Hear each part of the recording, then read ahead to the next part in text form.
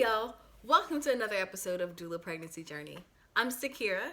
If you have not watched any of these videos before, please go back, watch the beginning of the playlist if you want to journey through the entire pregnancy. But today we are going to be talking about my first home birth midwife visit. So I'm Sakira. I am a birth and postpartum doula as well as a mommy of 3. This is our 3rd pregnancy and we're super excited, but we were super caught off guard. So I decided I wanted to document and journey this experience and share with you. So if you are also expecting, journey along, follow along, see how everything plays out. We're planning for a home birth, and so we had our first visit with our home birth midwife. I did, even though I'm a doula and work in this community, I did interview multiple midwives to make my final decision on who we would be utilizing. So this is not our first out-of-hospital birth. We actually had a birth center birth with our first about 8 years ago, and then we had a home birth with our second 3 years ago. So this will be our second planning for this to be our second home birth. We chose the midwife that we are working with. She came with high recommendations, and I also knew her personally. I've worked with her for birth with clients of mine and have had good experiences with her. And when I got the news, she reached out to me when she was interested in doing home birth because I knew her from a hospital practice. But when she decided to venture into home birth in this area, she called me and we had a really good conversation about what that might look like for her and the demand and, you know, who would be good support for her team. And so I've been walking alongside this journey with her as she has launched her home birth practice in the area. So super excited to be working with this team. I know members of her team very personally, and there are some faces that I'm not as familiar with, but I feel very confident that I'm in good hands. So for my very first visit with her, the things that really stood out to me the most was her focus on staying in my home birth is what she calls it. Staying in my home birth. And, you know, we got to talk in depth about what that meant and how to do it throughout the entire pregnancy journey. And so one was the physical aspects of staying in my home birth. If you know anything about home birth and pregnancy, you know that for home births, when you're working with a midwife, midwives are, for out of hospital birth, really wanting a low risk experience, right? So out of hospital birth can be a safe option for moms and babies and for families, but for low risk situations and scenarios, right? So your midwife is going to be monitoring the pregnancy throughout the entire time to make sure that things are still low risk for you and baby. And that information is really pertinent to her recommendation or their recommendation of where you would actually be giving birth.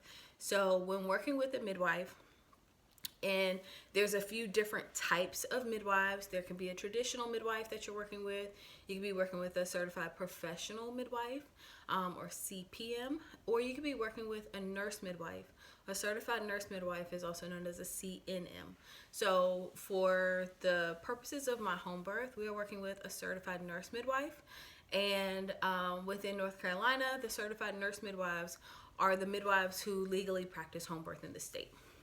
So, with that being said, her job is to monitor the health and well-being of this pregnancy to make sure that home birth is still a safe option for us when we get to the end and it's time. So, physically, some of the things that she talked to me about and encouraged me with staying in my home birth was physical activity, making sure that I am being active and still getting exercise through the pregnancy, and being mindful of my activity. Also being mindful of my rest, listening to my body, resting when I need to, getting adequate sleep.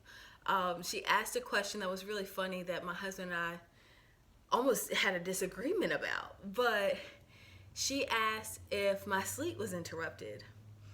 And my answer was, no, I sleep through the night just fine.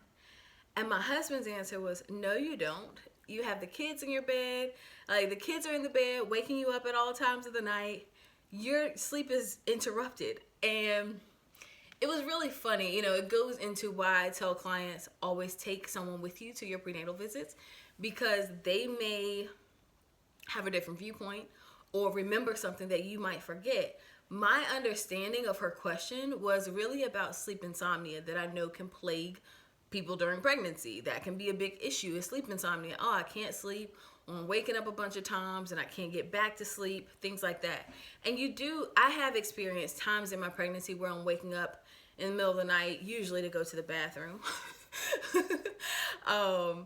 But I have not, had a lot of issues of going back to sleep. So I was answering her question probably more so from a birth professional standpoint of understanding that she's probably asking about sleep insomnia. And he was answering the question based on a parent. Is your sleep actually interrupted, right? And the reality was, like, yeah, I guess my sleep is interrupted multiple times a night because I have a toddler in the bed, and my 7-year-old might come and get in the bed with me if she wakes up in the middle of the night, and they're moving around and interrupting my sleep. He's not wrong. But it was funny. It made me really think about the question in a different way and see that, we were both kind of right. But really prioritizing uninterrupted sleep and working to get the babies and the kids out of my bed into their own space so that they could stop interrupting me. And my husband was pretty instrumental in helping us get that facilitated so that my sleep could be uninterrupted at nighttime. So that was some of the physical aspects. She also talked about activity, rest. She talked about nutrition and wellness. And with nutrition, thinking about like eating colorfully. She did draw labs for iron levels, and my iron levels came back healthy. But in pregnancy, that can be something that is an issue for a lot of people. So your blood volume increases so much during pregnancy that it can cause anemia. So iron levels, keeping an eye on those, and making sure that we are eating foods that are rich in iron, your green leafies, using cast iron skillets, things like that, help to fortify your food with more iron that is or can be necessary during pregnancy. So talking about nutrition and how I'm eating and getting extra protein in during pregnancy. So I started a plant-based protein powder that I have incorporated into my daily, weekly kind of regimen for nutrition. And then prioritizing just eating colorfully and eating well. She also talked to me about mental preparedness and mental wellness and utilizing therapy if that was something that would be helpful for our family, even couples therapy to keep our communication lines really open and healthy in the transition of, a surprise pregnancy and going from having 2 children to having 3 children and just the added pressures of a pregnancy and another child. Therapy can be really helpful and instrumental in helping couples to work together as a team as opposed to allowing the stress and the change to kind of turn you against each other, which I feel is really happens really easily during pregnancy or even during the postpartum period. And a lot of relationships do not survive having a child. And knowing that and working with families as a doula, I recommend couples therapy all the time to my clients, whether, they're saying they're having issues or not. I just recommend it preemptively because starting in pregnancy, it can be really helpful. And getting ahead of postpartum hiccups, it can be really helpful. So we talked about doing therapy. We talked about what I can incorporate into my own stress management maintenance and what I'm doing for that. I have been doing Epsom salt baths, essentially nightly Epsom salt baths, and journaling. Not that I journal nightly, but that is something that I do in my normal routine. I keep a gratitude journal, and then I also keep a regular journal that I jot down what's happening, what's new in life. And so that's part of my mental health regimen that I've implemented in my life. I also do things like prayer and self-care where, I have to let hubby know, okay, I need some time alone, or I need to go out and get a massage, or I need to go out for a walk that's just for me. I need some sunlight. Being able to ask for help when I need it and being able to accept help when it's offered can be a huge challenge. I'm used to doing things on my own. I'm used to taking care of myself and taking care of my own business, to where it can be difficult to accept and to ask for help. But identifying within myself when I'm feeling really stretched, when I'm feeling limitations, and how the people around me can actually support me, and allowing them to do that can be instrumental in me feeling better and actually filling my cup. Also napping. Napping has been a good way of refilling my cup, and that can even be hard, to allow yourself to rest. We live in this society of like productivity is so important, and I gotta do, and what are my goals, and I gotta work toward those goals, and I got so much to do, and I'm busy. But in reality, pregnancy should be a time where we can all slow down. And I know that that is a privilege, to be able to slow down in pregnancy, that not everyone has. But if you do have it, or if you're able to find even small moments to slow down and rest when you need to, and utilize support and help, do so. One of my coined phrases that I love to use so much is choose ease.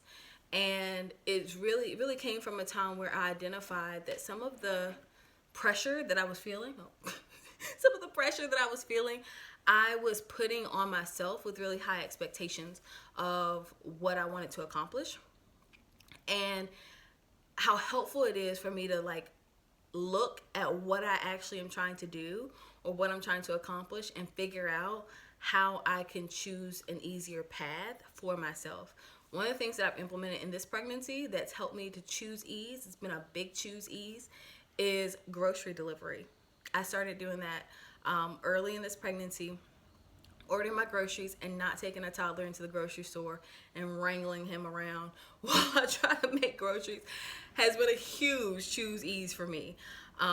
So if the pandemic didn't bring us anything else good, it bought us grocery delivery and grocery pickup and online ordering, and I am so grateful. Thank you, pandemic, for that. So choosing ease wherever I can, right?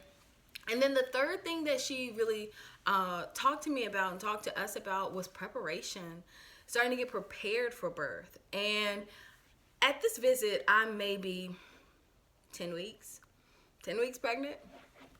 Typically what I see and what I hear from my clients as they're interacting in the healthcare system and working with their care providers through pregnancy is quite the opposite. They are often told, oh, we'll talk about the birth when you get closer to birth. We don't need to talk about that yet. Let's do X, Y, and Z. And then when we get closer, you get to 34 weeks or so, 36 weeks, we'll start talking about your birth plan and what you want for birth. So different this time.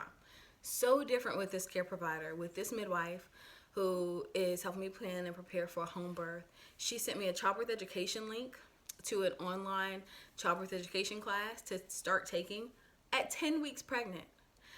She sent me a link to a online prenatal workout instructor to start following at 10 weeks pregnant, to be prepared for my birth and to really start preparing my body and my mind for my home birth so that I could stay in my home birth. And that is just such a remarkable difference for me than what I hear traditionally happening in our standard maternity care system here in the United States. So if you are someone who is also trying to figure out what your desires are for birth and trying to get prepared for the birth that you really want, I do have a free checklist called the My Desired Birth Checklist. It is designed for you to close your eyes and envision what that day is going to look like and what you feel you actually need. It's going to help you really think about different aspects of the birth, of the care that you're receiving, of the care that you desire for your birth, for your baby, and for your own body, and get you working toward what you really want. So if you're interested, I'll have it linked for you. So check that out, or it'll be linked in the description of our YouTube channel. Check that out, download it. It's a free resource, so it's there for you to help you along your journey too. Thank you once again for tuning in to the Doula Pregnancy Journey. Please remember to like, comment, subscribe, and turn on your notifications so you don't miss an episode. We'll see you next time. Thanks a bunch.